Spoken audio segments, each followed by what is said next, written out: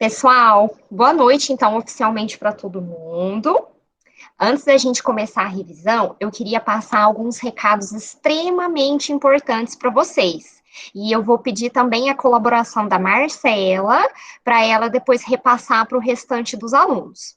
Se bem que já está sendo gravado esse meu recado, né? Mas conhece, né? É todo mundo que vai ver. Enfim. Gente, vocês já devem ter ficado sabendo que a partir da semana que vem a gente vai voltar com as aulas presenciais e a gente vai ter, né, a prova na semana que vem de forma presencial. Para aqueles alunos que não tiverem condições de comparecer, porque são de fora e, enfim, né, eu vou administrar também uma prova virtual. Mas calma, muita calma nessa hora. Gente, a prova virtual, o aluno que vai fazer precisa entrar em contato comigo exclusivamente na quinta-feira da próxima semana. Tem que ser nesse dia, ou de manhã, ou tarde, ou noite. Até no máximo aí, umas 8:30 da noite, tem que entrar em contato comigo. Isso para quem for fazer a virtual. Só nesse dia. Se entrar em contato comigo depois da quinta-feira, eu não vou aplicar a prova. Vai ficar com zero. Tem que fazer a segunda chamada e pagar depois para fazer, tá? A prova virtual vai ser completamente diferente da prova presencial. A prova virtual vai ser mais difícil, então eu tenho que orientar também vocês sobre isso. Nossa, por quê, professora? Isso é ruim, hein?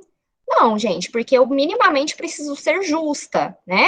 Então eu tenho que aplicar uma prova que vocês não vão rapidamente fazer lá uma memorização e achar o conteúdo no slide. Essa prova virtual vai ser o mesmo conteúdo que vocês já viram no presencial. Então, o mesmo conteúdo da revisão vai se repetir, vai ser a mesma coisa.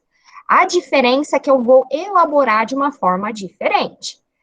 Já aviso de antemão que as pessoas que vão fazer o virtual precisam, é obrigatório estudar. Por quê, gente? Porque no virtual eu vou dar um tempo para a pessoa me devolver essa prova também.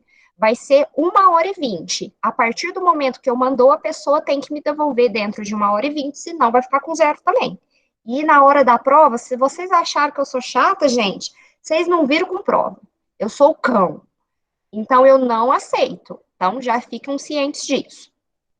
Como eu tenho um tempo, né, para poder resolver, vocês precisam estudar para saber se planejar. Por quê? Vai ter o aluno que vai falar assim: ai, eu não vou estudar para essa prova, não, porque eu vou fazer um online, chega na hora eu vejo aqui nos slides e vai me ajudando, e eu vou tirar 10 nessa prova. Tá muito enganado quem pensa isso. Porque na hora do virtual, você não vai ter tempo de pesquisar, porque se você for parar para pesquisar, você não vai conseguir fazer toda a prova. E aí, com isso, você não vai conseguir atingir, né, os objetivos da prova, tirar uma nota boa enfim, por aí vai, tá? Então, precisa estudar, gente, mesmo quem vai fazer o virtual. Eu não vou dar uma prova facinha, não, tá? Então, a pessoa minimamente tem que já estar estudado para conseguir se planejar e desenvolver a prova. Bom, esse é um dos pontos. Agora, no presencial, vai ser uma prova normal, tá? Vai ter mais ou menos de 10 a 11 questões, tanto aberta quanto fechada, isso no presencial, ok? Eu tenho certeza que vocês vão bem, tá, gente? O que eu preciso mais orientar? Essa revisão de hoje que eu vou dar vai ser bem focada, vai ser focada no exato assunto assim que vocês precisam se atentar na hora de desenvolver a prova, tá? Então depois vocês revejam o vídeo daqui que vai já está sendo gravado, estudem, tá, gente? Que eu acredito que vai dar tudo certo. No final da aula, se eu tiver tempo, eu vou mostrar para vocês a resposta daqueles exercícios que eu mandei, que era de estudo, sabe? Que tinha uma série lá de exercícios, eu vou mostrar para vocês também, ok? Bom, gente, esses eram os recados. Ah, o que mais que eu ia falar? Sobre o valor, gente. A prova vai valer 5 pontos e os outros 5 pontos são de trabalhos que vocês já desenvolveram, tá?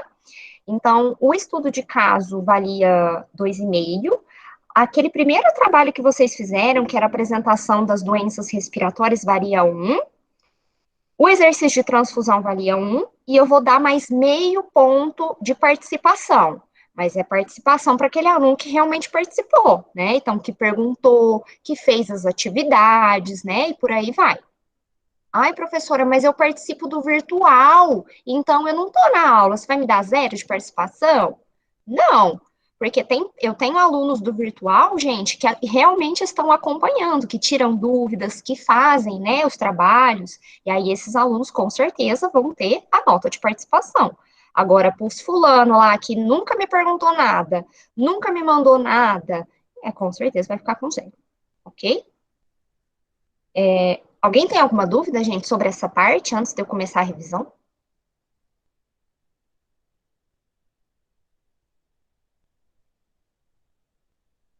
Nossa, todos quietos, isso é medo? Tá tranquilo, professora. Tá bom, então. Pessoal, como que vai funcionar a revisão? Para dar tempo de eu falar sobre todos os assuntos, eu vou pedir por gentileza que todos permaneçam com o microfone desligado e logo depois eu vou tirar as dúvidas tudo de uma vez. Vão anotando se vocês tiverem dúvidas. Porque se eu deixar para ir falando e parando toda hora, às vezes não dá tempo, tá? Então depois eu dou um tempinho para vocês, para tirarem as dúvidas aqui da aula. Bom, gente, vamos começar então. Me confirmem só por gentileza que vocês estão vendo a minha tela. Sim. Sim? Sim. Ótimo. Então vamos lá. Pessoal, começamos então as nossas primeiras aulas sobre disfunções respiratórias, né? E uma das primeiras alterações que a gente viu foi sobre o DPOC, que é a doença pulmonar obstrutiva crônica. O que é o DPOC, gente? É uma destruição nos alvéolos. Para quem não se recorda, os alvéolos são caras muito importantes. Eles são sacos de ar que são responsáveis pelo processo da hematose. O que é hematose, gente? É troca do oxigênio, desculpa, troca do dióxido de carbono por oxigênio. Então, é a troca gasosa. Ou seja, eles são muito importantes. É com ele que a pessoa passa a ter o oxigênio circulante, tá? Então, se eles são destruídos, com certeza a pessoa vai ter uma diminuição de oxigênio no seu corpo, né? Como que faz para uma pessoa desenvolver o DPOC, gente? Uma das principais causas é o quê? É o cigarro, o hábito de fumar, o tabagismo. A gente também pode ter outras causas, como pessoas que têm deficiência de uma enzima que se chama alfa-1 atripsina, tá? Mas a grande maioria dos casos, a gente tem, né, o cigarro como causador. Beleza. E mais? Como a pessoa não tem muito oxigênio circulante, quais são os seus principais sintomas, gente? É a falta de ar, é a dispneia. Isso vai se tornando cada vez mais grave conforme essa pessoa vai tendo seus alvéolos destruídos. Então, se ela continuar fumando, cada vez vai destruir mais o pulmão. E aí, com isso, a falta de ar pode chegar, por exemplo, até no banho, até em pentear o cabelo e por aí vai, tá?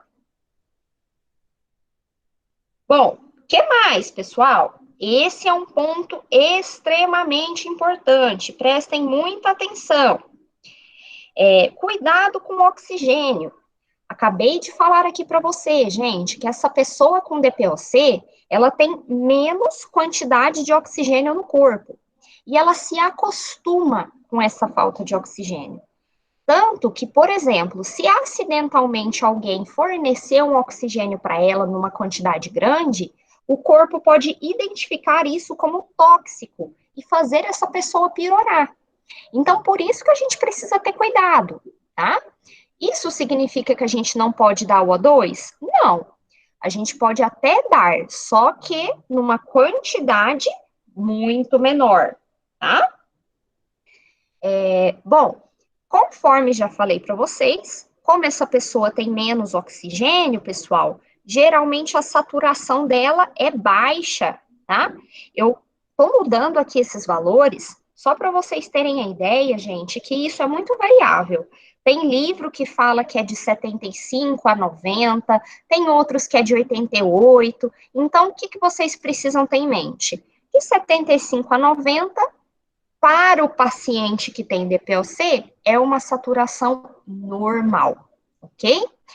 Isso se ele estiver bem, né? Ele pode ter essa saturação baixa, tá? Por conta disso. Ah, professora, tá bom, mas se eu precisar administrar o oxigênio, como que tem que ser? Gente, tem que ser concentração menor, tá? Então tem que ser um catéterzinho tipo óculos que vai aqui no paciente. Por quê? Porque ele geralmente vai de 1 a 4 litros por minuto. Agora, se você coloca numa máscara, isso vai oferecer uma concentração maior, e aí vai ser perigoso, ok?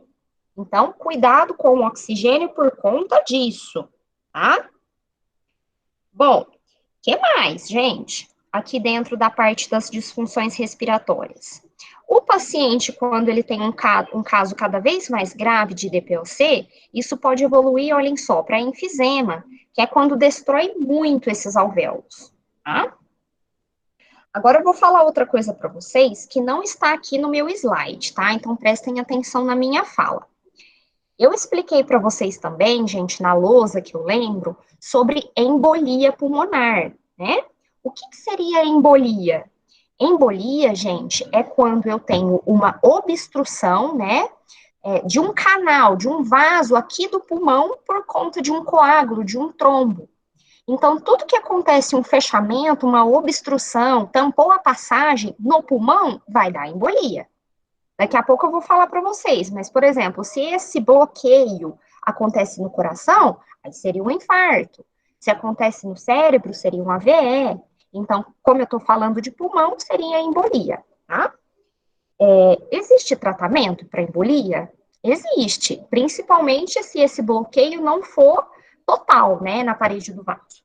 Aí, nesse caso, pode estar usando o anticoagulante para tentar dissolver esse coágulo, né? Ou até mesmo cirurgia, né? Se for o caso, tá? Bom, continuando então. Isso daqui eu não vou falar, não. A gente tratamento, né, gente, da DPLC, desculpa. O tratamento, gente, é o controle dos sintomas, porque não tem como a gente reverter o alvéolo que já está destruído. Então, o paciente precisa minimamente parar de fumar, né? E tomar alguma medicação para controlar essa função pulmonar dele, para fazer respirar melhor. Outra que a gente viu também muito comum é a bronquite, que é uma inflamação dos brônquios, né? Vou mostrar essa foto aqui para vocês. Os brônquios, eles ficam, gente, contraídos, ou seja, estreitos, igual tá aqui na foto. Isso acontece principalmente por conta de algum fator alérgico que desencadeou alguma alergia, tá? Então, o pó, por exemplo, o mofo, vai fazer com que esse brônquio, né, ou então uma fumaça tóxica que irrita, né, inflama o brônquio, faz ele ficar fechadinho, tá? E durante essa inflamação, a gente pode ter a produção de muco, de secreção, tá? E aí, como tá muito fechado, a pessoa vai ter falta de ar também, porque, ó, o ar não tá conseguindo passar muito bem, porque o buraco tá pequenininho aqui, tá? Temos diversos tipos de bronquite, gente. Quando é uma bronquite crônica, isso não tem cura, tá? A gente controla o tratamento, né, por meio de algum broncodilatador, que faz o quê? Abre esse brônquio que estava muito fechadinho. E aí, com isso, a pessoa vai respirar melhor, tá? Próximo que a gente viu aqui da respiração, pneumonia. O que é pneumonia, gente? Pneumonia é uma inflamação ou infecção nos pulmões, né? Eles podem se encher de pus, de secreção, e aí, com isso, com certeza, atrapalhar respirar, tá?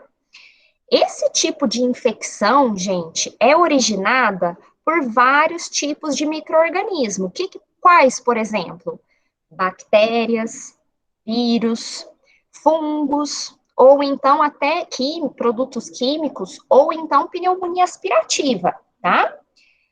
Professora, qual que é a pneumonia mais comum? Pneumonia bacteriana, é a mais comum, tá? Ah, tá bom. O que será que o paciente sente? Isso, gente, é de uma maneira geral, em todas as pneumonias, tá? Ele pode ter calafrios, tremores, suor, dor no peito, porque como tá cheio de secreção, aquilo pode ficar dolorido. Pode ter a presença de um catarro de uma cor mais escura, então uma cor de ferrugem ou esverdeado, por conta que tem um micro-organismo ali. Febre, né, gente, que acontece bastante, e ainda cianose, quando as unhas, né, os lábios ficam roxos, tá? Qual que é agora, então, o tipo de tratamento, gente? Desculpa. Peraí, gente.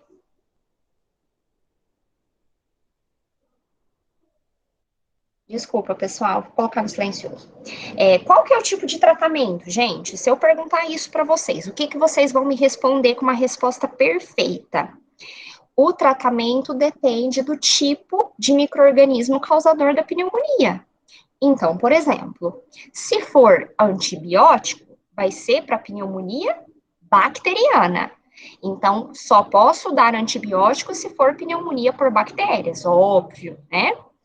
E se for pneumonia por vírus, o que que eu posso fazer? Geralmente não tenho o que fazer. Eu vou controlar só os sintomas. Mas não tem, gente, um antiviral específico para eliminar aquela pneumonia, tá? Então, eu vou dar um remédio para dor, para tirar a dor, um que tira a febre, o analgésico, né? E às vezes um broncodilatador. Pode ser contagioso? Depende. Algumas pneumonias virais costumam ser contagiosas. Então, aí eu preciso ter cuidado, né, com relação se eu for cuidar de um paciente com pneumonia viral, tá?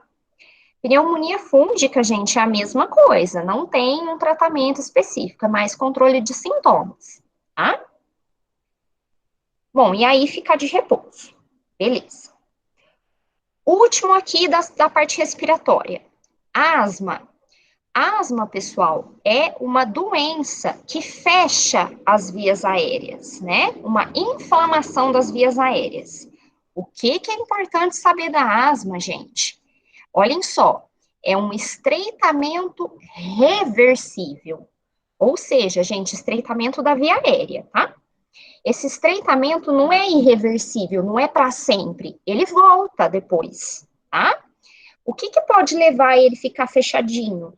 Alguns estímulos, alguns gatilhos. Por exemplo, olhem o tanto que a gente tem aqui: poeira, mofo, pólen, pelos de animais, alguns medicamentos. Não sei se vocês já viram pessoas, por exemplo, que são alérgicas e não pode se comer alguma coisa que é alérgica, rapidamente fecha, parece, não consegue respirar. É por causa disso. Ou medicamentos. Tem tantas pessoas aí que vocês vão ver depois no estágio que são alérgicas a, por exemplo, dipirona, gente. E aí, se a pessoa que é alérgica a dipirona toma dipirona, com certeza vai ter o fechamento da via aérea, tá? Bom, então, os principais sintomas com isso, o principal é a dispneia, a falta de ar. Pode ter ainda um sibilo, gente, no peito, um chiado no peito. E ainda uma dor no peito, porque tá congestionado, tá estreito, tá?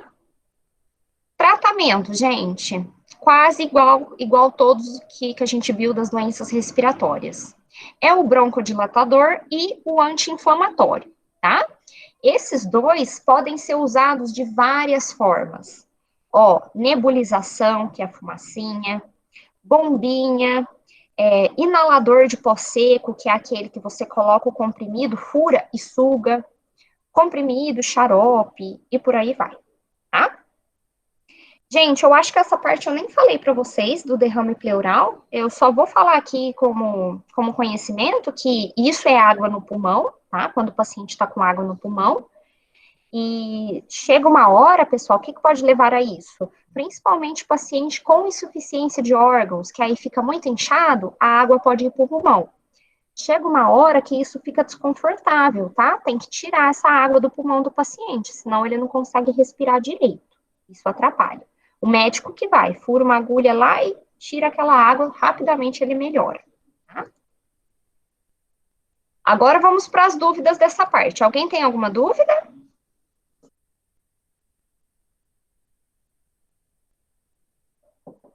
Não? Vou passar para o próximo, hein?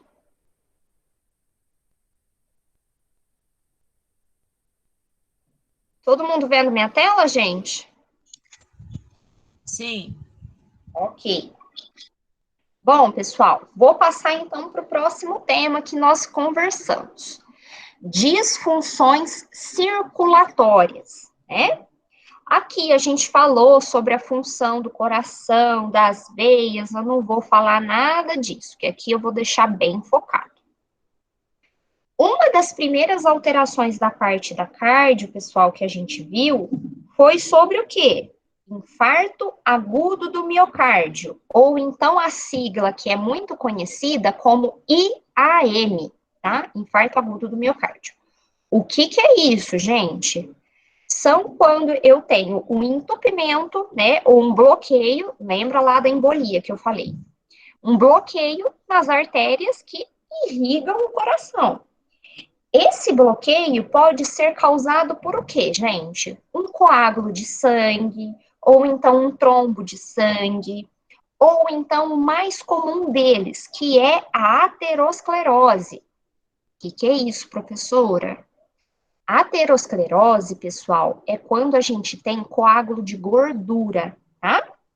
Isso é originado principalmente das pessoas que têm uma dieta rica em gorduras. E aí, cada vez mais, igual tá aqui na foto, cada vez mais essas moléculas de gordura vão ficando presas na parede aqui do vaso, da artéria.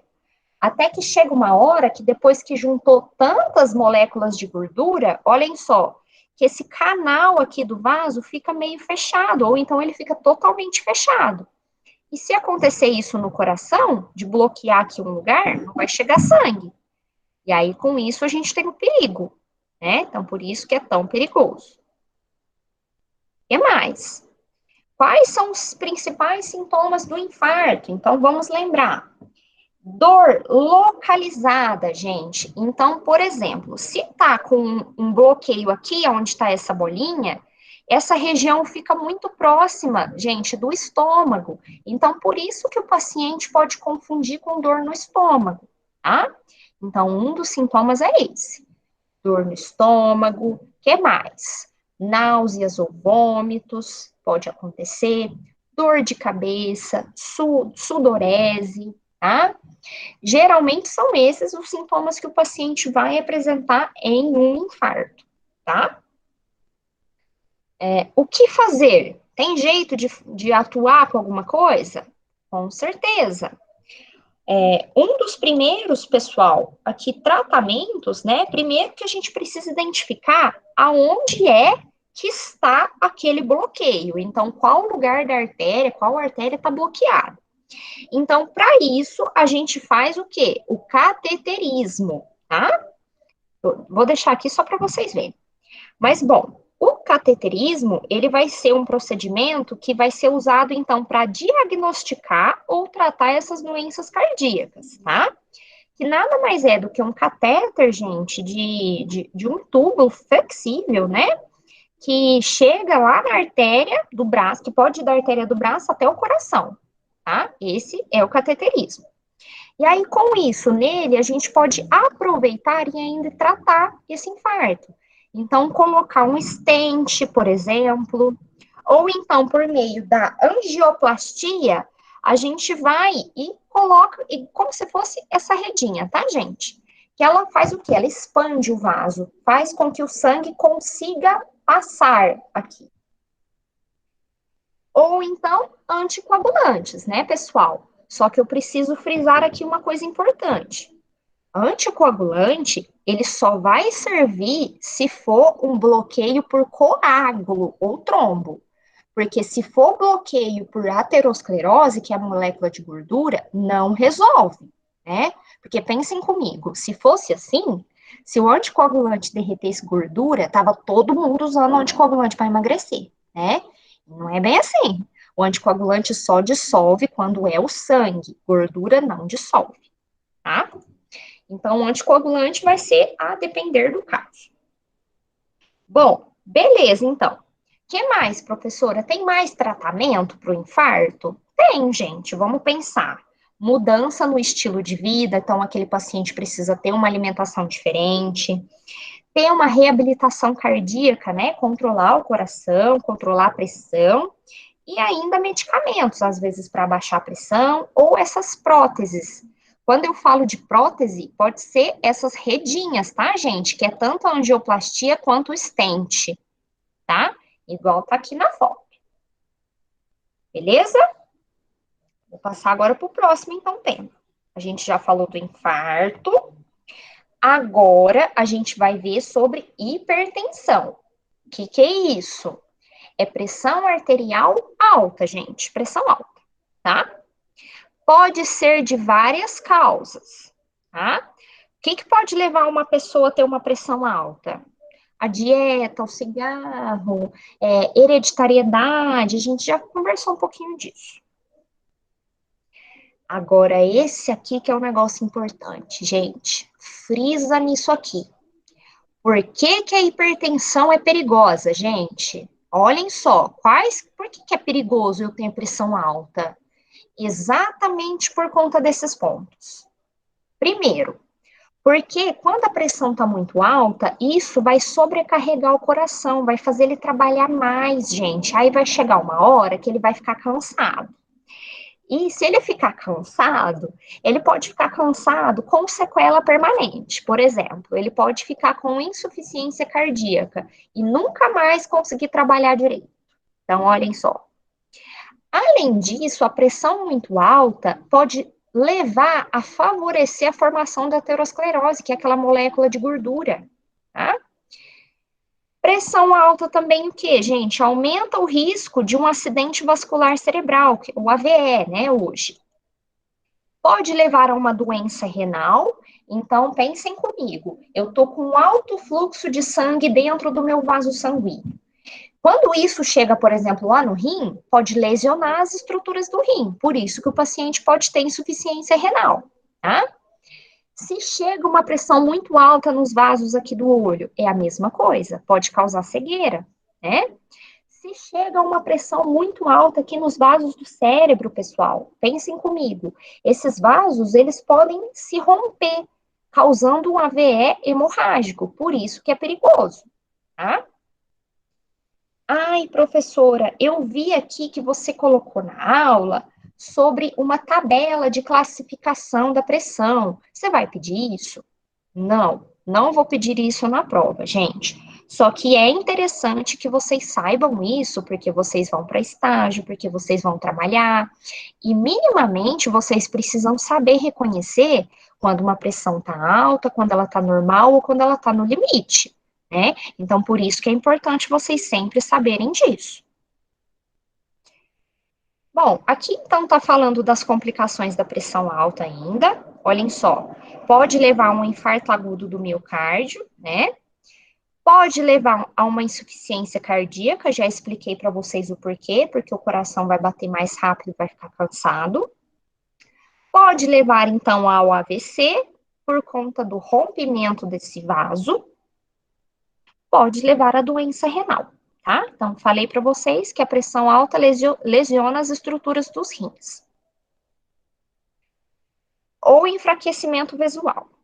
Então, gente, esse slide aqui, por exemplo, ele dá uma resumida em tudo, nessas complicações decorrentes da hipertensão. Então, ó, aqui está o cérebro mostrando que pode ter o risco, então, do AVC. Aqui o coração mostrando que pode ter o risco do infarto ou da insuficiência cardíaca. Aqui tem um membro inferior, gente, porque é um fator de risco também para ter trombose, tá? E aqui está o rim, mostrando que tem risco maior de ter insuficiência renal, tá?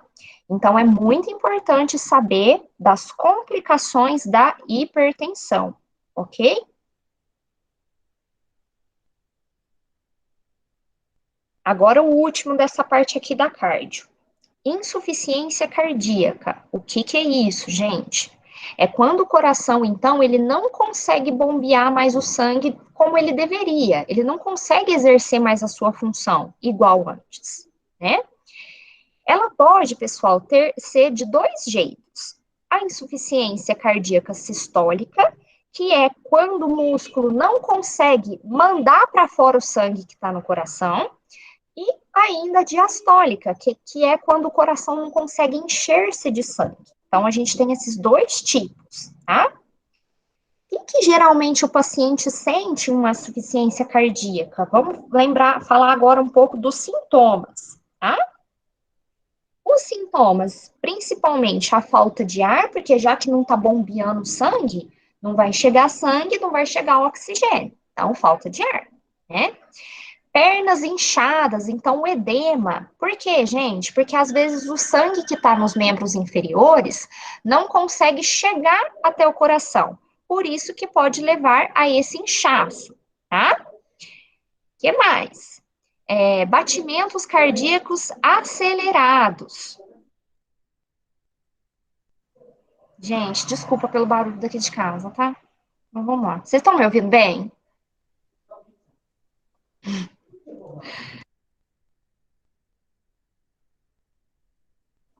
Vocês estão me ouvindo, gente? Alguém fala comigo? Sim, Tá sim, ouvindo? estamos ouvindo. Ok. Bom, pessoal, estava falando para vocês que outros sintomas podem ser os batimentos cardíacos acelerados, ou então a arritmia cardíaca, né? Que cada hora bate de um jeito. Por quê? Porque como não está funcionando bem, é lógico que pode ter um desses sintomas, tá? Podem ter outros, gente. Então, tosse, pulso irregular, ganho de peso, náuseas ou vômitos e sonolência ainda, porque pensem comigo, se a pessoa ela não está tendo oxigenação o suficiente para o corpo, como que ela vai conseguir dormir? Então, a gente tem que pensar nisso, tá? E agora o tratamento. Como que é o tratamento da insuficiência cardíaca?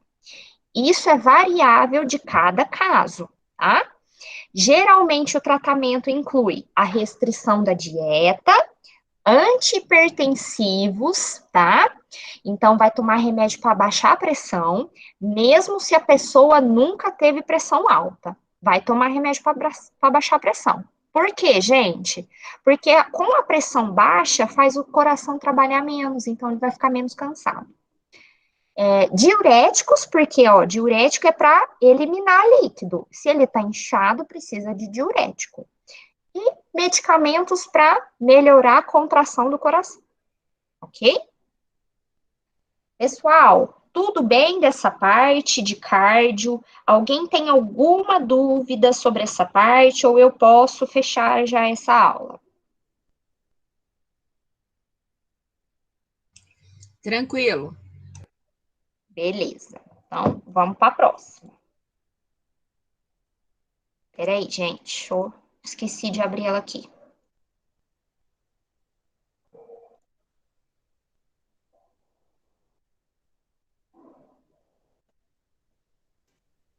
Próxima aula que a gente conversou foi sobre anemias. Se eu não estou enganada, deixa eu ver. Foi anemias.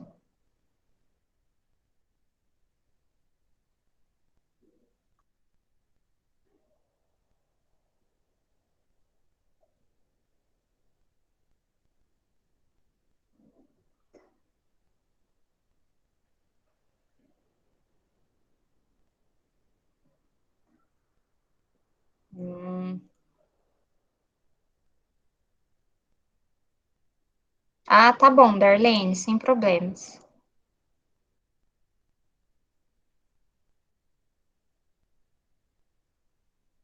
Gente, vocês estão vendo? Sim. Sim, Sim. Tá ótimo, então. Então, vamos continuar. Agora, então, eu vou falar sobre anemias e sobre transfusão. Tudo de uma vez, gente, porque esse tema tá interligado um com o outro, tá? Bom, primeiro sobre anemias. A gente viu que no sangue a gente tem vários tipos de células. A gente tem a célula do glóbulo vermelho, ou então eritrócito, que é a mesma coisa. A gente tem plaqueta, a gente tem glóbulo branco, ou então Peraí, gente, esqueci o nome. Fugiu o nome daqui. Leucócitos ou glóbulos brancos são a mesma coisa. Enfim, cada um a gente tem um tipo de célula diferente no sangue, tá? Mas o que é anemia, gente? Anemia é uma condição onde o conteúdo da hemoglobina está abaixo do normal, levando uma diminuição da capacidade de oxigênio. Então, aqui o problema é a hemoglobina que está abaixo do normal, ok? Bom, o que mais? A gente viu que as principais causas são quando, por exemplo, o corpo não consegue mais produzir essas células vermelhas, ou então uma pessoa que está com hemorragia, então ela sangra, ela perde muito, ou então alguma doença que faça com que ela não produza células vermelhas, a gente pode até listar a leucemia, né? Ou então a deficiência de nutrientes, então a pessoa que não come ferro, não come zinco ou vitamina D, está mais propensa a ter anemia, tá? O que mais? A gente viu um pouco sobre o ferro, né, gente? Por que eu tô falando do ferro? Porque o ferro é um nutriente que é responsável pela formação do glóbulo vermelho, por isso que ele é importante, tá? E quais são as situações que levam uma pessoa a perder mais ferro, né? E aí, consequentemente, ter anemia? São várias. Por exemplo, as crianças que elas demandam, elas consomem maior quantidade de ferro. E como elas consomem muito, elas não conseguem produzir ao mesmo tempo, a mesma quantidade que elas consomem, tá? Mulheres por conta do sangramento menstrual, ou então na gravidez, que isso acontece. Leite materno.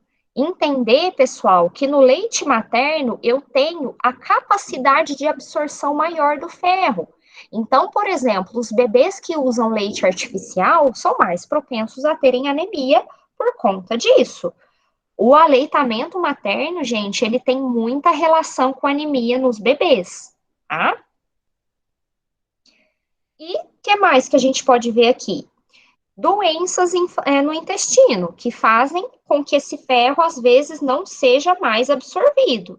E isso, com certeza, pode levar a pessoa a ter mais anemia, tá?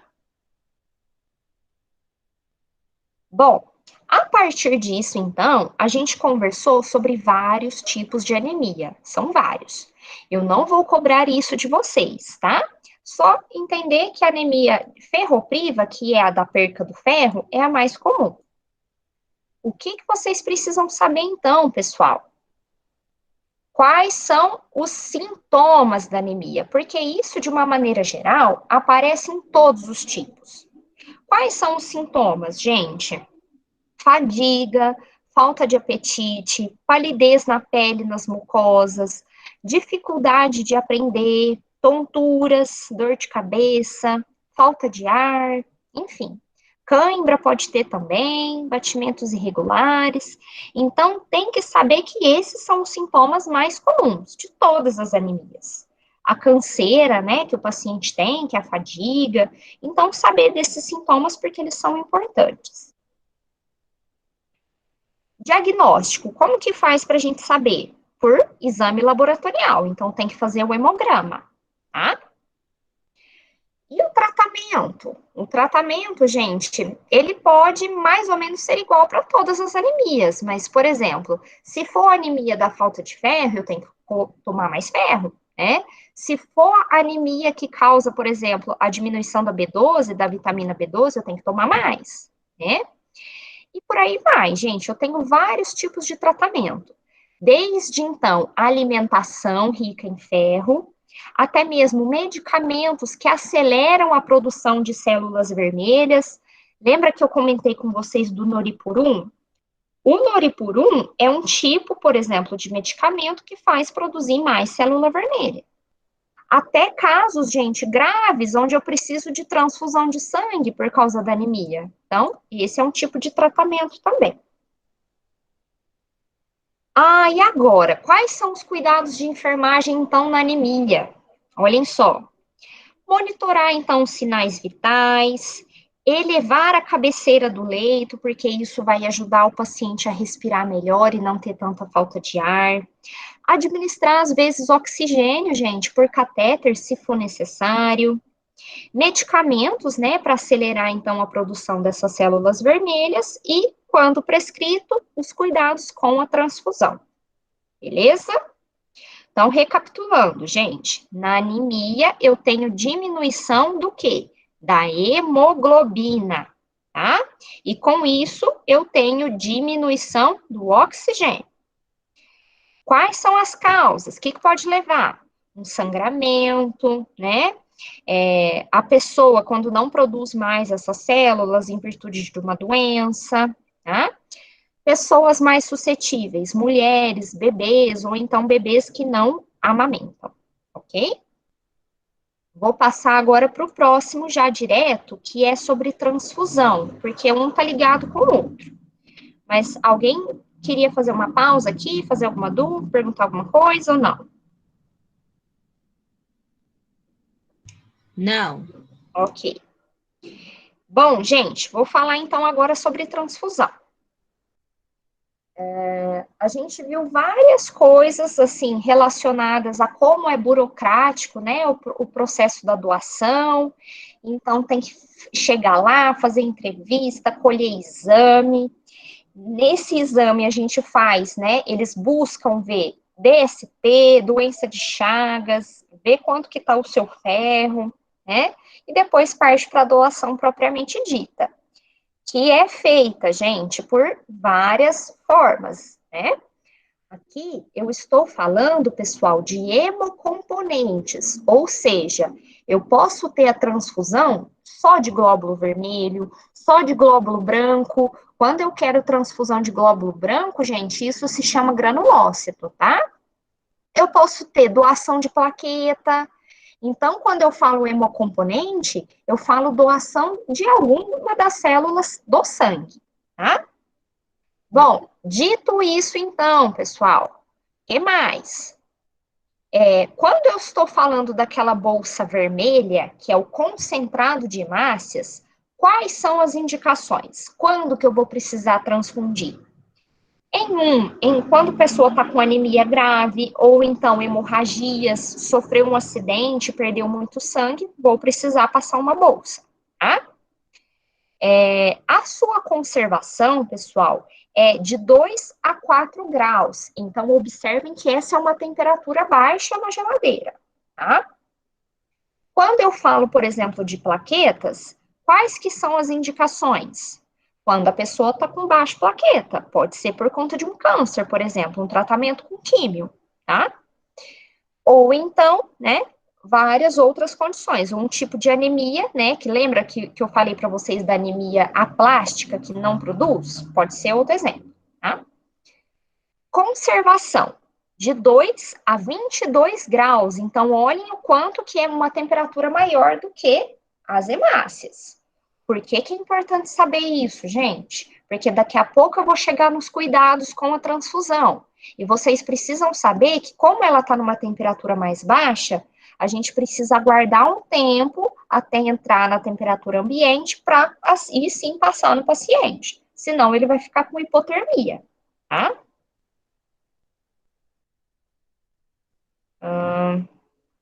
Bom, na hora de transfundir, pessoal, quais são os cuidados, então, peritransfusionais? Muito importante ficar atento à prescrição, então, a prescrição médica, a bolsa que chegou, conferindo os dados, se é o mesmo grupo sanguíneo, né? Se o paciente está certo, se a quantidade está certa, olhar o cartão, né, que está ali do doador, conferir todas as informações. E também relembrar, gente, que esses cuidados são checados por pelo menos 2 pessoas. Então, você vai lá, vai olhar tudo, vai carimbar e assinar. E depois vai vir um enfermeiro do plantão, vai olhar tudo, vai carimbar e assinar, para ver se está tudo certo, tá? Bom, que mais? Além disso, gente, eu preciso dar uma olhada nessa bolsa, só para ter uma noção se ela tá íntegra, se ela tá, não tem nenhum furo, nenhum rasgo, né? Eu preciso também selecionar o equipo adequado. Gente, não é o mesmo equipo da medicação. É um equipo especial de transfusão. Então, olhem só, tá? Agora a gente chegou na parte mais importante da transfusão, gente. Quais são os cuidados peritransfusionais? Olhem só. Iniciar a transfusão em no máximo 30 minutos após ser retirado da geladeira, da refrigeração. Lembra que eu falei para vocês, gente, entre 15 a 20 minutos, porque aqui em Franca, em Ribeirão, é mais quente, então não precisa esperar tanto, tá? Eu preciso dar um tempo dessa bolsa chegar na temperatura ambiente, porque senão o paciente vai ficar com hipotermia, tá? Verificar sinais vitais antes de começar e depois que terminar a transfusão. Muito importante. Porque depois, por exemplo, se ele receber uma quantidade a mais de volume, pode ficar alterado esses sinais vitais e a gente precisa comparar, tá? Acompanhamento direto nos primeiros 10 minutos de transfusão. Então, olhem só, pessoal. Nos 10 primeiros minutos, vocês têm que ficar lá direto de olho no paciente, não é só dar uma passadinha de corredor. Tem que ficar de olho, porque é nesse período que geralmente ele instabiliza mais, tá? Não adicionar qualquer substância aos hemocomponentes ou administrar concomitantemente ao mesmo acesso. Então, gente, se o paciente está recebendo sangue aqui no braço e ele tem uma medicação de horário, você não pode passar a medicação na mesma hora. Tem que pegar outro acesso venoso. Pega outro, né, em outro lugar, aí sim pode. Se for soro, gente, uma quantidade menor, até pode passar na mesma hora, tá? Se for a bolsa de sangue, gente, concentrado de hemácias, olhem só. O tempo para infundir geralmente é de 60 a 90 minutos, que geralmente eu coloco. Nem considera 120 não, tá? Considera 60 a 90 minutos, o tempo para passar essa transfusão. No máximo em 4 horas. Eu nunca vi isso, então nem considera esse 4 horas aqui não, tá? E mais? Reações transfusionais, isso também é importante. Durante um processo de transfusão, gente, podem ter reações imediatas, que são as reações que vão acontecer na hora que estiver passando essa transfusão, ou então reações tardias, que é quando acontece depois que acabou a transfusão, ou mais tarde, no mesmo dia, ou então até mesmo no outro dia seguinte, semanas ou meses depois, tá? Dentre essas reações imediatas, pessoal, as principais é a reação febril e reação anafilática, que é quando tem uma alergia, né, intensa, sistêmica no corpo. E podem ter também outras reações, ó, sobrecarga volêmica, que é quando o paciente recebe mais líquido do que ele precisa. Hipotermia, então, olhem só, se você transfundir lá a bolsa assim que tirar da geladeira, tá gelado, vai dar hipotermia. E contaminação bacteriana, às vezes a contaminação de uma bolsa que veio contaminada pode ser na hora, tá? Olhem as reações tardias, gente, que acontecem depois, então, da transfusão, que acabou. Geralmente é reação hemolítica, que é quando essa célula vermelha, né, por exemplo, ela se rompe, gente, ela estoura. Isso pode acontecer. Sobrecarga de ferro, então, recebeu muito sangue, vai estar com sobrecarga. E transmissão de doenças infecciosas. Lembra que eu falei para vocês, pessoal, que tem algumas doenças que a gente tem um período, uma janela, para ela começar a reproduzir e manifestar os sintomas. Então, por exemplo, o HIV, né?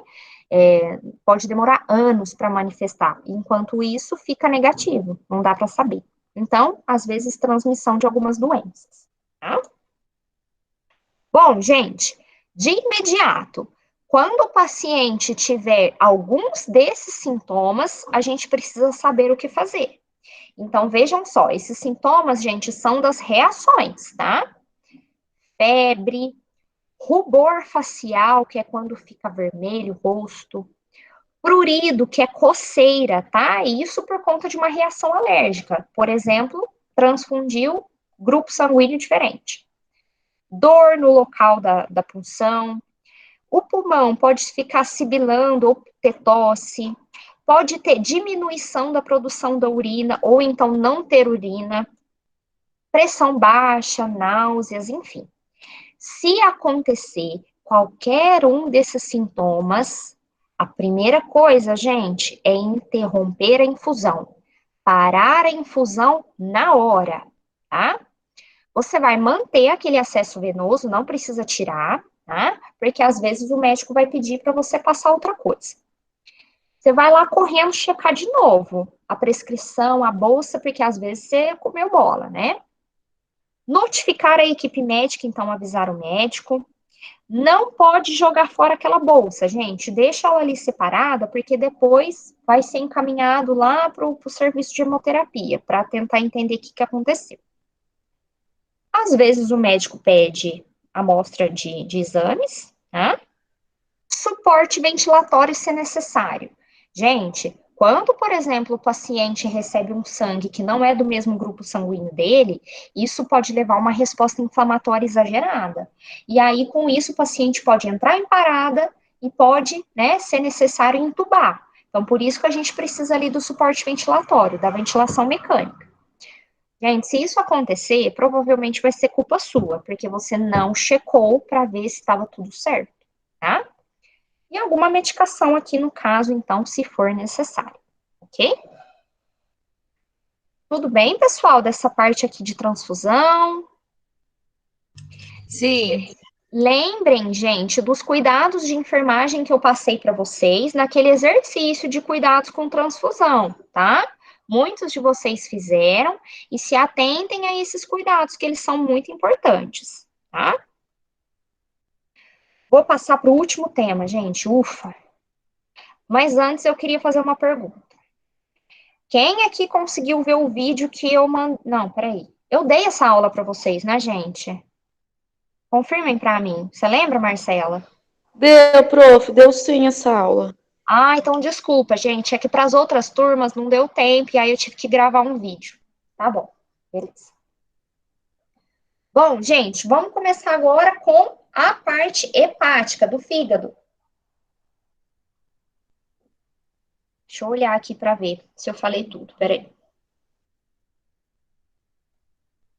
Falou assim, chega. Não, mas falta mais um tema, peraí. Tá, vamos começar o próximo, então. Hemorragias, pessoal. A gente viu sobre hemorragias digestivas, né? Isso daqui pode ser tanto uma hemorragia alta, que é na parte aqui de cima do sistema digestório, né? Então, o estômago, o esôfago. Ou então pode ser uma hemorragia baixa, que é aquela que envolve o sistema digestório baixo, então o intestino, o ânus, tá? Como o próprio nome diz, gente, é uma hemorragia, um sangramento. E aí, com isso, eu preciso intervir o quanto antes, tá? Colocar o paciente em decúbito lateral, medir a pressão venosa central, hidratação intensa, porque ele está perdendo volume, então tem que hidratar, tá? Vimos também sobre hepatite, que é uma inflamação no fígado que pode ser causada por vários fatores. Medicamentos, falei para vocês, né, gente? Por exemplo, da história da ivermectina. O paciente está sobrecarregando o fígado, inflamando o fígado por conta de tanta medicação, tá? Isso pode ser irreversível, tá? Álcool, drogas ou algum tipo de infecção, tá? Temos diversos tipos de hepatite. Olhem só, a hepatite A, que é de transmissão fecal-oral, tá? Então, alimentos ou água contaminados. E a hepatite B, que é por contato sexual ou via, né, do sangue. Essas duas são as mais comuns, gente, a A e a B. A gente pode ter outros tipos também. Então, a hepatite C, a D, a E e a F. Não vou falar cada uma delas de novo, não. Tratamento, gente, é o repouso e o controle dos sintomas, tá? Em alguns casos, pode evoluir a hepatite para um caso de cirrose, tá? Que é quando o fígado está destruído, ele tem as suas células hepáticas destruídas. Tem a formação de um tecido de cicatrização, só que ele não consegue ter a regeneração celular, tá? Então, por exemplo, um quadro aqui de hepatite pode evoluir para cirrose, tá? Só que também entender que um dos principais aqui motivos para isso acontecer é o alcoolismo associado com a má nutrição, tá? É um dos principais causas.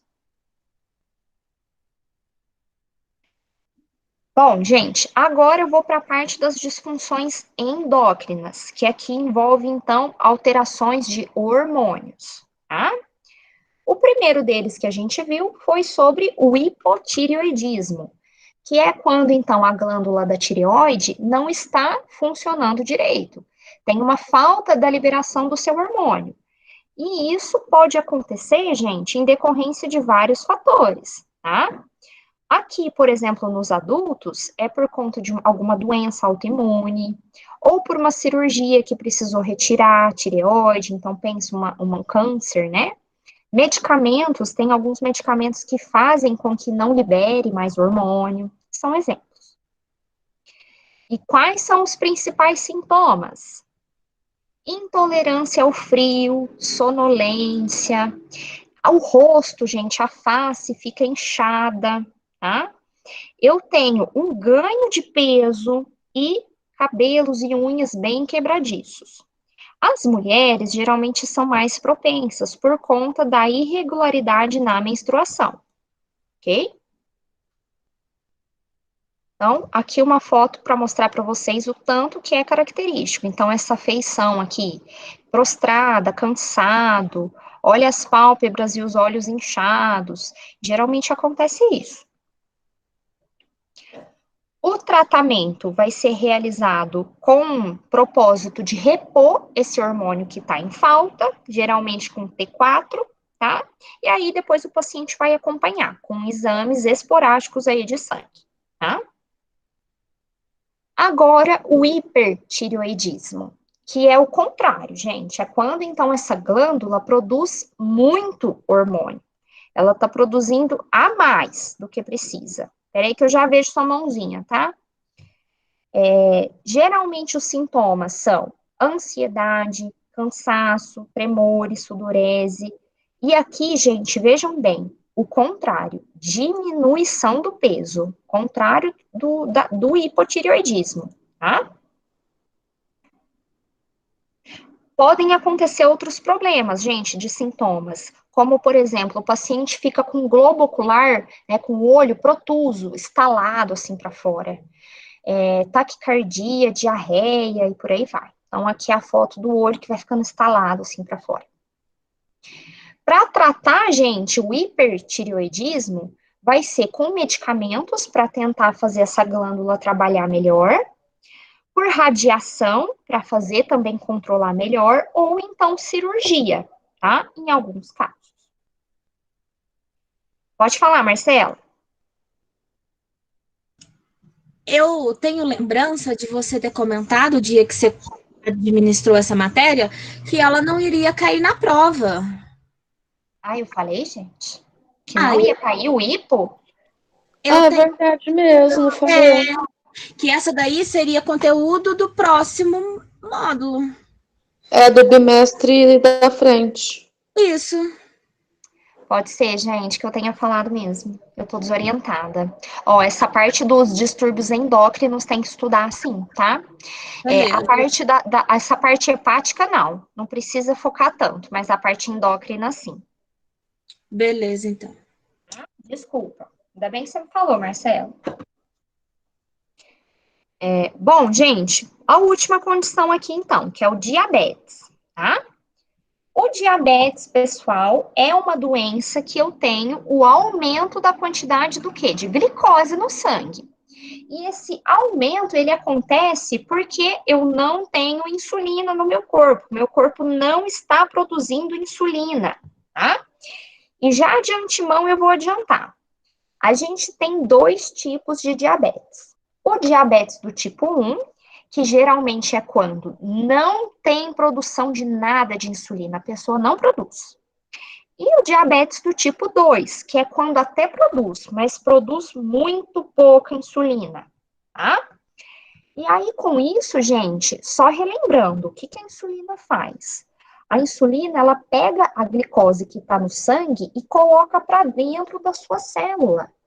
Então, se não tem, vai ficar em excesso no corpo. Por isso que ela é tão importante, tá?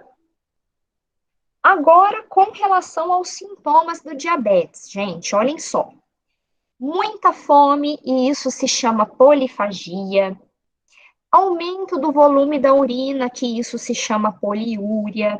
E essa urina geralmente é doce. Como faz para saber que a urina está doce? É só perguntar para o paciente: está tendo formiga no vaso sanitário? Que aí com certeza é um indício de que está tendo glicose na urina, tá? No diabetes tipo 1, isso daqui tá errado, tá? Esse tipo 2 é só no tipo 1. Geralmente eu tenho perca de peso. E no tipo 2 eu tenho ganho de peso, tá? Desânimo, fraqueza, cansaço, muita sede, isso se chama polidipsia, tá? E outra coisa muito importante são as lesões nas pernas ou nos pés, de difícil cicatrização. Pessoal, lembra que eu falei para vocês que o diabetes, ele causa, a glicose alta é tóxica, lesiona nervos, lesiona, né, as estruturas, e com isso a pessoa tem perda de sensibilidade, a pessoa não sente mais. E além disso, a cicatrização também vai estar afetada. Então, além dela ter a possibilidade de fazer mais ferida mais fácil, porque ela não sente, e aí se ela não sente dor, ela machuca mais, ainda não vai cicatrizar, por conta que a glicose alta afeta diretamente a cicatrização, tá? E aí, com isso, a gente tem os cuidados, então, com as feridas que eu falei para vocês, tá? Essa sensibilidade nos pés pode ter alterações na visão, e além disso, problemas renais, que eu falei que essa glicose alta ainda pode lesionar o rim. Falei para vocês isso, né?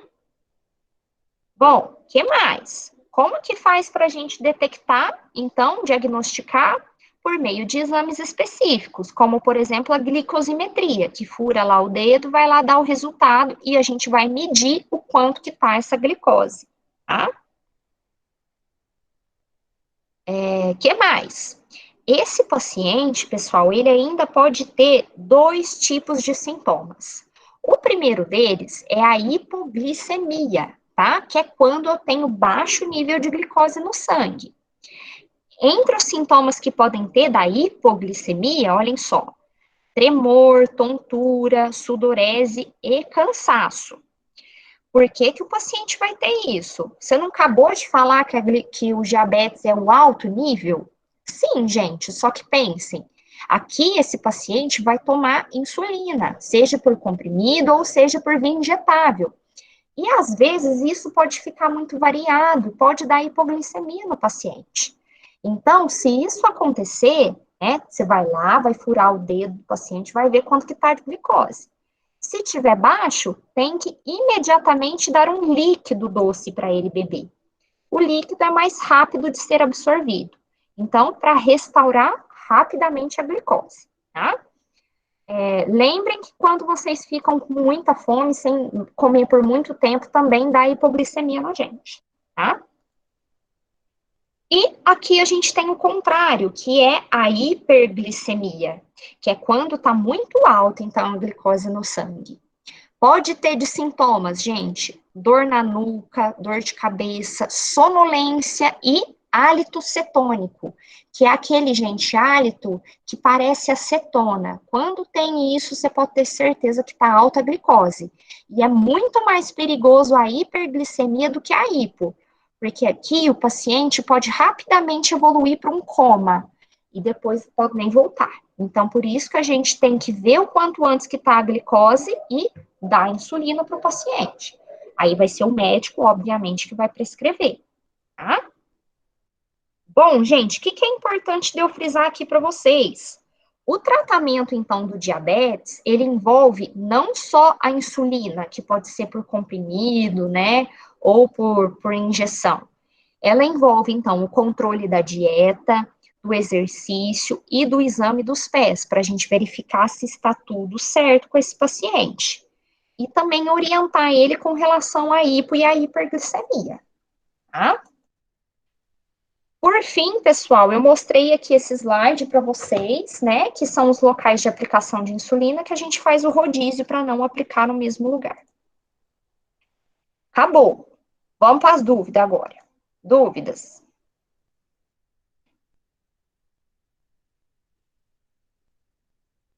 Tranquilo? Hã?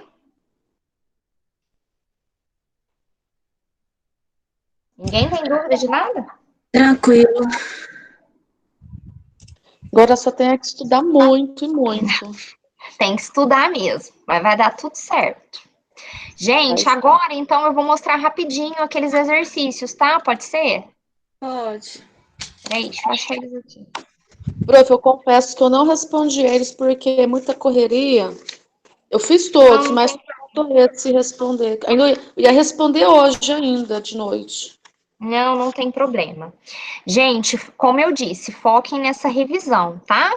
Porque os exercícios que eu passei, eles estão bem gerais. Tanto que tem umas coisas que eu nem falei para vocês dos exercícios.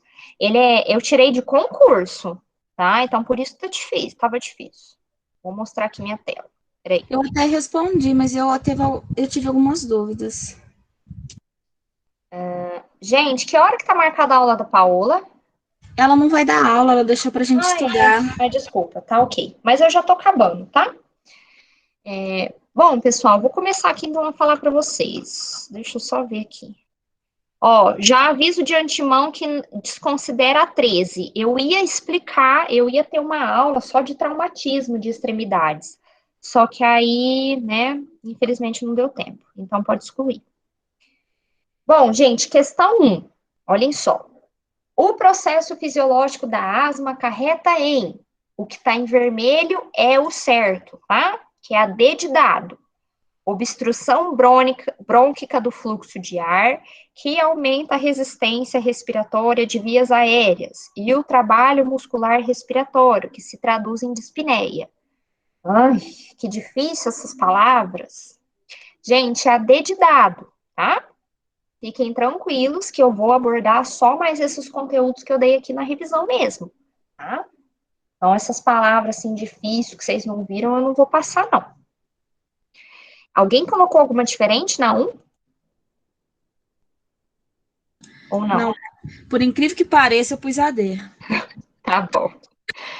Bom, 2, eu já falei para vocês, né, que isso eu não vou cobrar. Falei aqui na revisão, que eu não vou pedir a classificação, mas eu vou resolver aqui para vocês. Ó, então, paciente de 50 anos, gente, com pressão 181 por 120, tá? Hipertensão, estágio 3. Gente, antes de saber essa resposta, vocês sabiam ou tinham alguma ideia que essa pressão aqui é alta ou vocês achavam que era normal? Fala a verdade para mim. Eu acho que é alta, porque tá 12 por 18, né?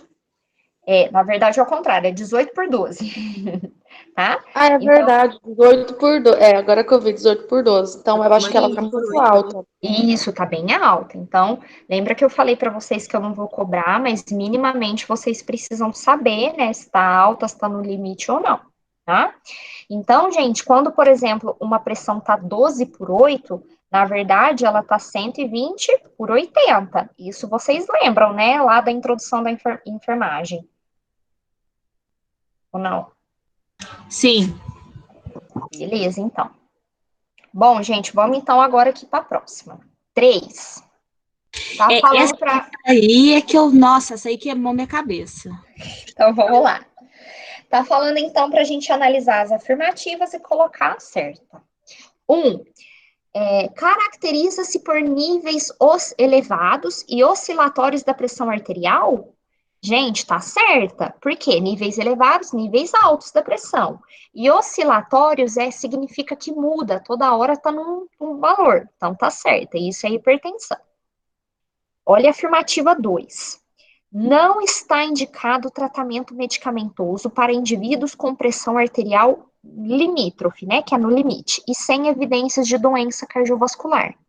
Também está certa, gente. Primeiro de tudo, o que é uma pressão no limite? Que valor que vocês chutariam que não está nem alta, mas também não está muito adequado? Que valor que vocês falariam para mim, por exemplo? 120/80? Nossa, 120/80, ótimo, gente. Não. Ó, geralmente 138, sei lá, por 95, ou então 140 por, vou colocar aqui 96. Geralmente, pessoal, esses valores são considerados pressão no limite, tá? Na dúvida, como que vocês vão ter certeza? Olhem, pessoal, lá no manual de referência para hipertensão.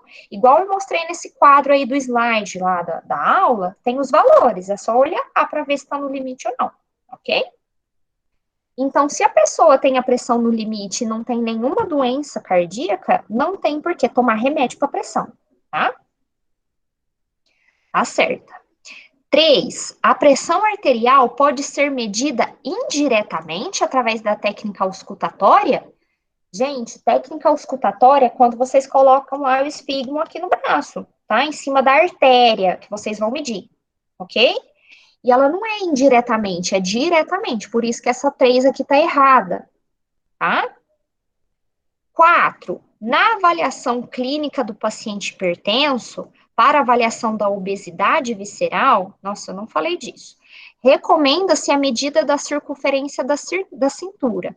Isso, gente, é para quando, por exemplo, a gente vai medir em outros locais. Lembra que eu ensinei para vocês da medida dos membros inferiores? Tá? A gente pode ter essa possibilidade, por isso que ela está certa. Só que eu não frisei tanto isso, eu não vou cobrar isso de vocês. Foi aí que eu tive a dúvida, foi nessa bendita número 4 aí. Não, essa daí, gente, ela se refere para quando a gente quer medir em outros locais, quando não é possível, tá? Mas fiquem tranquilos que isso eu não vou pedir. Então, C de casa. Acertou. Próxima. 4. O que é ICC e quais são os principais cuidados? Vocês que vão falar agora para mim. O que vocês colocaram? E aí?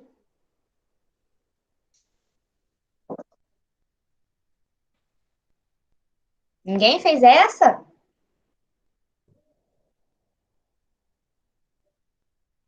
Hã? Nem você fez essa, Marcela? Pior que não, só fiz as de alternativa. Ah, dona Jeans, tá bom. Gente, isso A Jennifer fez, ó, ela respondeu lá nos comentários. Ai, que bom, peraí. Ela Doença crônica. Doença crônica quando o coração não bombeia o sangue como deveria. Perfeito, Jennifer, arrasou, é isso mesmo. Então, é a doença onde eu não tenho cura, né, que o coração ele não bate, ele não funciona como ele deveria. A gente pode ter de dois tipos, a sistólica e a diastólica. Isso tudo, gente, que eu tô falando é a resposta, tá? Então, vocês prestem atenção. Quais são os principais cuidados? Vocês lembram quando vocês fizeram aquele bendito daquele caso, gente? De cardio? Vocês vão colocar aqueles cuidados, né? Então, controle da dispneia, oferecer oxigênio, administrar as medicações, avaliar os sinais vitais, principalmente a frequência cardíaca, tem que avaliar no pulso mesmo, porque a gente precisa sentir como que tá o pulso, tá? Tudo isso são cuidados de enfermagem, então, para essa questão, ok? Vou passar para a próxima. O que é derrame pleural? Como tratar? Derrame pleural, água no pulmão, né? Lembra que o tratamento, né, no caso, vai ser a retirada mesmo daquela água. Então, o médico vai lá, funciona um catéter e drena o líquido. Pronto. Ok? Vou para a próxima agora. 6.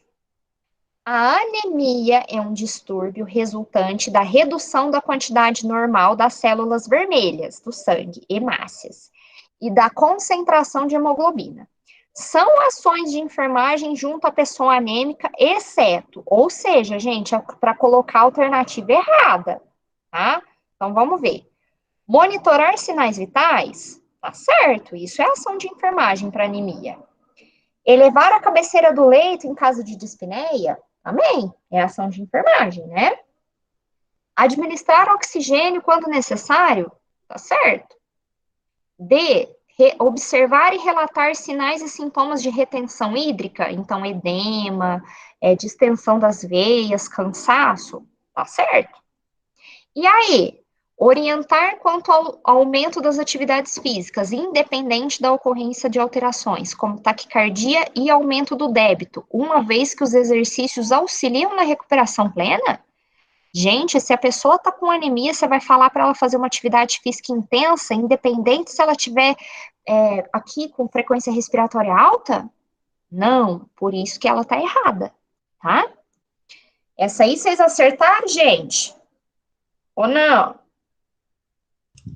Sim. Ah, essa aí tava fácil, hein? Tá bom. 7. Considerando a anemia, assinale a alternativa incorreta. Então, olhem só, é para assinalar também a alternativa errada aqui, que já de cara é a letra A, né? Mas, mesmo que vocês não sabiam o que é talassemia, gente, dava para ir por eliminação, tá? Mesmo se vocês não soubessem. Para quem não sabe, talassemia é um distúrbio no sangue, tá? Que as células vermelhas, as células do sangue, não conseguem ser produzidas. Então, olha o que está falando. Talassemia é um tipo de anemia hemolítica não hereditária? Não, tem nada a ver com isso, tá? Mas vamos olhar as próximas. Um dos possíveis diagnósticos pode ser fadiga, redução da hemoglobina e diminuição de transporte de oxigênio? Com certeza, gente, isso é anemia. C, é uma condição em que a concentração de hemoglobina é inferior ao normal, refletindo em menos níveis de eritrócitos. Isso daqui é glóbulo vermelho, é a mesma coisa, tá? Então, reduzindo na circulação, está certo? D, o tratamento da anemia é direcionado para correção ou controle da sua causa. Então, caso grave, pode ser substituído com uma transfusão. Certinho. Por isso que, por eliminação, né, a gente, teoricamente, ia na A. Tranquilo, gente, essa? Sim. Então, tá. 8. Isso daqui eu também não vou cobrar, tá, gente? Que é tipos de grupos sanguíneos, tá? Mas só para vocês conhecerem, né? Então, olhem só. Marque a alternativa que indica corretamente quais tipos sanguíneos uma pessoa do tipo AB pode receber. Nesse caso aqui é a E, tá? Mas eu não vou cobrar isso na prova. 9. Nossa, essa 9 aqui vocês tinham que arrasar se a prova fosse agora. Quais são as principais complicações de uma transfusão de sangue? Como garantir a segurança? Eu não vou nem responder, porque eu quero que essas aqui vocês respondam. E aí, quem que vai falar para mim o que é? Responde, Jennifer. Ô, prof, no caso assim, da transfusão sanguínea, teria que fazer o teste, a ver se a pessoa não tinha um HIV, uma hepatite. Você está falando isso nas complicações? Ah, se quer complicações. Ah, não, então eu Isso. confundi. Ah, não, Ah, complicações. não, mas dá para responder isso que você falou como método de segurança, né? Porque você está falando para fazer exame para garantir segurança, é isso, né? É. Ah, não, então tá certo, é isso mesmo. Que mais, gente? Vamos falar primeiro agora das complicações. O que pode ser de complicações? Falei aqui na aula que o nome era reações, né, transfusionais. Ninguém respondeu nada no chat.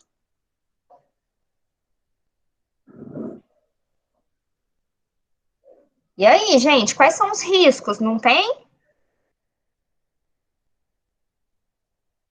Vocês fizeram exercício disso aqui, hein? Prof, eu fiz, eu te entreguei, eu até falei o começo, tá, né?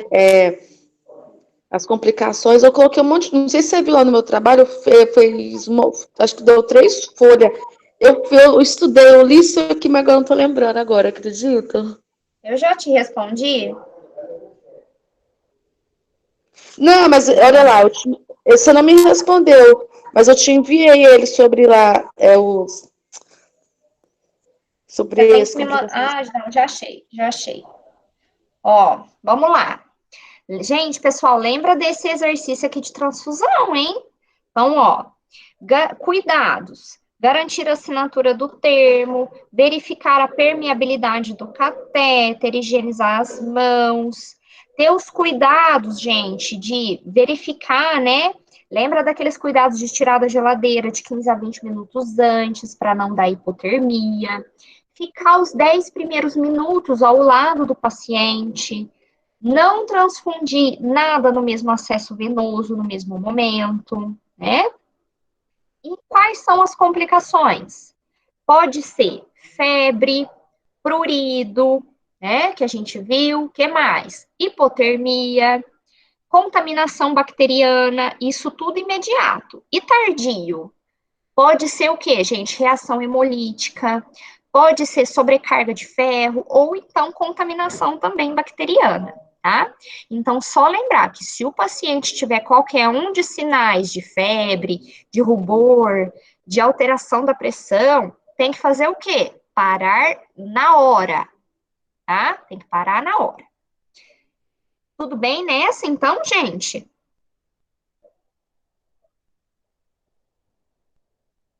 Tem que arrasar nessa aqui, viu? Vou para a próxima. 10. Essa 10 eu também não expliquei para vocês, não, mas eu vou falar agora. A destruição das células de Langerhans no pâncreas causa o quê? Alguém chutou alguma coisa? Só para eu saber? Que aí eu vou colocar a resposta aqui agora. Diabetes. Isso mesmo. Pessoal, essa dava para chutar também. Por quê? Porque a gente sabe que a insulina, eu falei na aula para vocês, é produzida pelo pâncreas. Então, as células de Langerhans no pâncreas é o diabetes, tá? Mas eu não vou ficar cobrando também essas coisas. 11. A cirrose é considerada a principal doença crônica do fígado e é caracterizada por substituição difusa da estrutura hepática por nódulos, tá?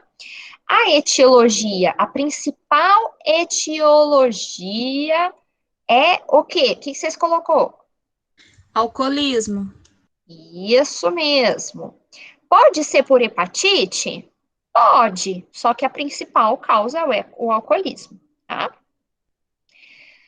12. Diferença de hemorragia digestiva alta e baixa.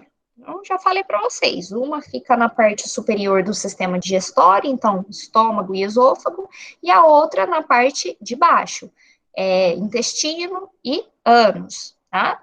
Os cuidados, a gente tem que hidratar muito bem esse paciente, né? E ficar de olho nos sinais vitais, tá? Entretanto, não vou cobrar essa parte dessa parte hepática, tá? Então, já é, ó, que gracinha, tô dando até dica, tá? Estudem a parte endócrina. Ok, galera?